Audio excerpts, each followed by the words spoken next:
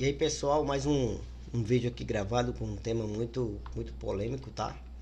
E hoje nós vamos falar sobre o tema de hoje é do vinho, sobre a embriaguez. Sempre gerou debate, a gente sabe muito bem das questões. Alguns afirmam que beber é pecado, outros que é permitido com moderação. Porém, o que realmente importa, que nós devemos compreender, é que nós devemos pegar as escrituras e ver o que realmente o assunto, o que o texto está explicando para nós. E para isso nós precisamos analisar o contexto original e o propósito espiritual de cada texto. Mas antes disso, nós vamos ver o que o vinho na cultura bíblica, na cultura hebraica e também na cultura grega romana, que o vinho fazia parte da alimentação e do cotidiano das pessoas. Por exemplo, era usado em festas, cerimônias religiosas e até mesmo em casamentos. E era também usado como remédio. Se nós abrir a Bíblia em 1 Timóteo, capítulo 5, versículo 23, nós vemos o apóstolo Paulo aconselhando Timóteo, dizendo: não bebais mais água só, mas usa um pouco de vinho, por causa do teu estômago e das tuas frequentes enfermidades. Então, o vinho bíblico geralmente era fermentado levemente e misturado com água. Eu vi estudos e literaturas falando que em muitos casos a mistura chegava a ser de 3 partes de água para uma de vinho. Isso tornava o vinho bem mais fraco, entendeu? E menos alcoólicos, como hoje, né? Como as bebidas de hoje são fortes. Mas o termo na Bíblia para a bebida forte refere-se aos líquidos altamente fermentados, semelhante aos destilados de hoje, por exemplo, da cachaça e de muitos outros, e uísque, né, com alto teor de álcool. Enquanto o vinho, no grego, a palavra usada é oinos, podia variar de suco de uva fresco até um fermento em diferentes níveis. E o que nós possamos prestar atenção muito sobre isso é a advertência contra a embriaguez. Isso é o que importa. Efésios capítulo 5, versículo 18, está escrito o seguinte: e não vos embriagueis com vinho em que há contenda, mas enchei-vos do Espírito. Olha só, a preocupação com a embriaguez. Então, o verbo grego é metesco, embriagar-se, significa perder o controle, ficar intoxicado.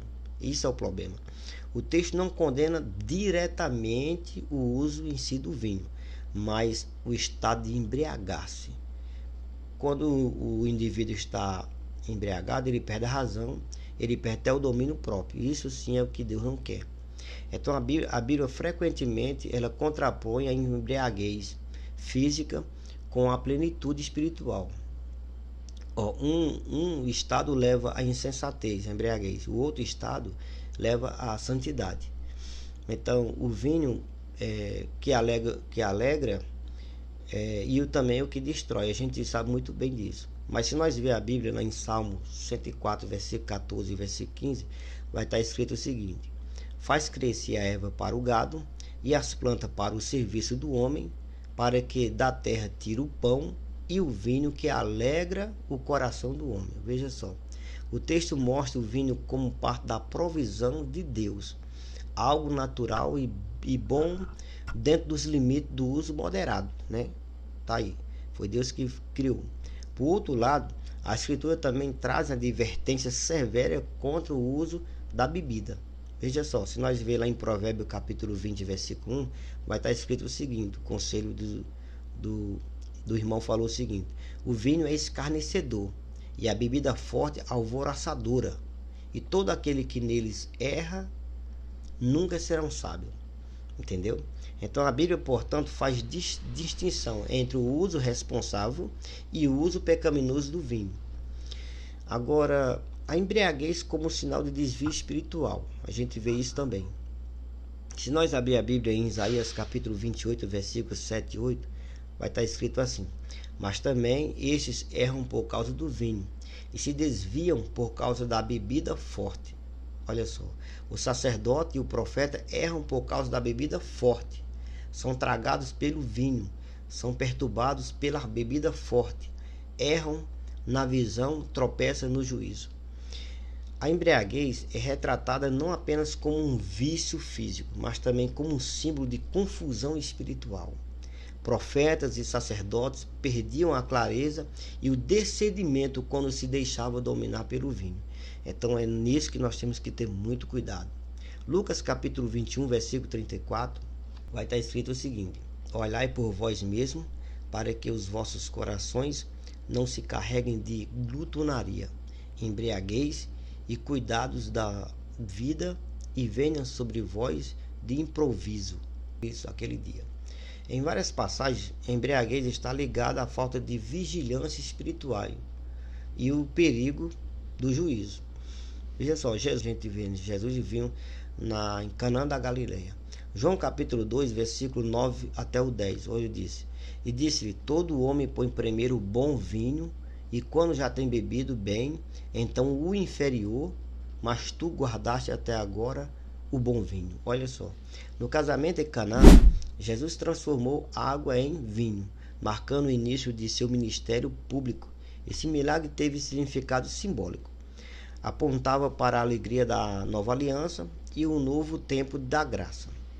Se nós abrir também lá em 1 Tessalonicenses, capítulo 5, versículos 6 até o 8, nós vamos ver o apóstolo Paulo escrevendo o seguinte: não durmamos, pois como os demais, mas vigiemos e sejamos sóbrios, pois os que dormem, dormem de noite, e os que se embriagam, olha só, embriagam-se de noite, mas nós que somos do dia, sejamos sóbrios. Veja só, a sobriedade, irmãos, na Escritura é uma virtude espiritual. Ela representa vigilância, autocontrole, discernimento diante de Deus. Por isso, o cristão ele é chamado a viver uma vida de modo que nenhum vício ou uma influência domine sua mente e em suas ações. Por isso que nós temos que ter cuidado com a embriaguez. Romanos capítulo 14, versículo 21, está escrito o seguinte, que o apóstolo Paulo também escreveu: bom é não comer carne, nem beber vinho, nem fazer outra coisa em que teu irmão tropeça. Olha só que conselho. Paulo orienta que a liberdade cristã deve sempre considerar o testemunho e o impacto sobre os demais irmãos. Então, se o irmão vai se escandalizar, até a carne você tem que ter cuidado. Então, por isso vamos deixar de comer carne? Não. E por que deixa de beber o vinho? Ou por que não beber o vinho? Entendeu? Então, a embriaguez faz com que as pessoas se separem de Deus. E a Bíblia proíbe isso aí.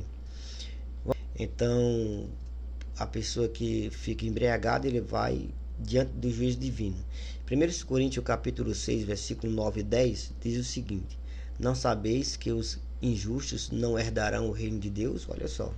Não vos enganeis, nem os devassos, nem os idólatras, nem os adúlteros, nem os efeminados, nem os sodomitas, nem os ladrões, nem os avarentos, olha só, nem os bêbados, nem os maldizentes, nem os roubadores herdarão o reino de Deus.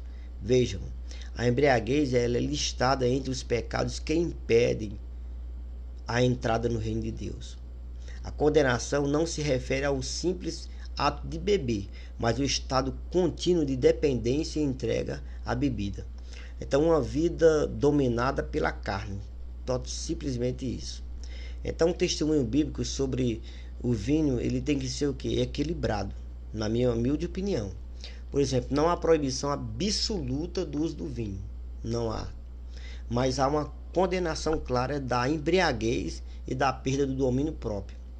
Então, a mensagem central das Escrituras, nós sabemos, é que o cristão deve ser cheio de quê? Do Espírito Santo, e não das substâncias que anulam a consciência e santidade. Para nós ficar bem claro, Efésios capítulo 5, 18. Não vos embriagueis com vinho em que há contenda, mas enchei-vos do Espírito. Então, o meu conselho é que, se você não pode conter-se, não beba nenhum tipo de bebida, principalmente as bebidas fortes. Tem pessoas que bebem o vinho, tem pessoas que bebem uma taça de vinho uma vez por ano. Vai lhe prejudicar? Eu acredito que não. Mas se embriagar, sim. Esse sim. Então, se você não pode conter-se, não beba. Fuja do vinho em que há contenda, mas enchei-vos do Espírito, tá bom? Se inscreve no nosso canal, deixa o seu like, deixa uma pergunta e faça o seu comentário aí. Compartilha para alguém e tamo junto e até a próxima.